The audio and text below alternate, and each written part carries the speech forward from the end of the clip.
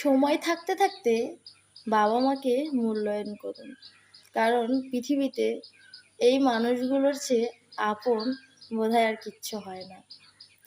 আপনি যতই ভুল কাজ করুন না কেন, যতই কিছু করুন না কেন, হয়তো একটু বোকা দিবে।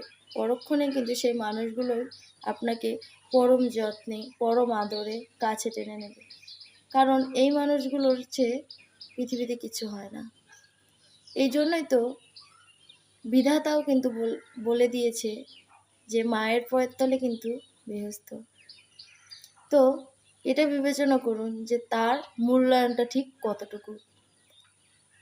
যে মাকে আজ হয়তো আপনি বিরক্তিকর বা অবহেলা করছেন, সময় দিচ্ছেন না, একটা সময় দেখবেন সেই মাকেই আপনি মিস করবেন। সেই বাবা মার জন্যই আপনার মন খারাপ হবে।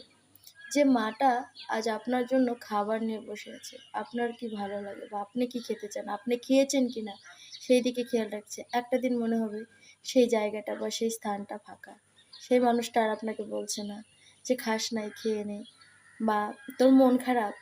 মায়েদের কাছে কিন্তু এক অদৃশ্য শক্তি থাকে। ছেলে মেয়ের মন খারাপ হলে না বললেও তারা বুঝে যায়।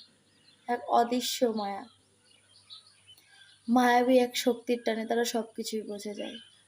সন্তানের মুখের দিক তাকালে তাদের হাসি, তাদের খুশি, তাদের ভালো লাগা, তাদের কষ্ট, দুঃখ, অভিমান সব কিছুই বুঝে যায়। তাই সময় থাকতে তাদেরকে মূল্যায়ন করুন।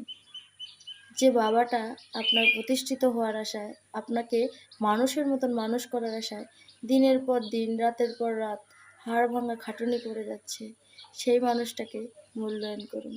তার স্বপ্নকে প্রাধান্য দিন, শ্রদ্ধা করুন। হয়তো আমরা অনেক সময় মুখ ফুটে বলতে পারি না যে মা তোমাকে অনেক ভালোবাসি, বাবা তোমাকে অনেক ভালোবাসি, কিন্তু আমরা কিন্তু আমাদের ব্যবহার দ্বারাও বুঝাইতে পারি যে আমরা তাদেরকে কতটা ভালোবাসি।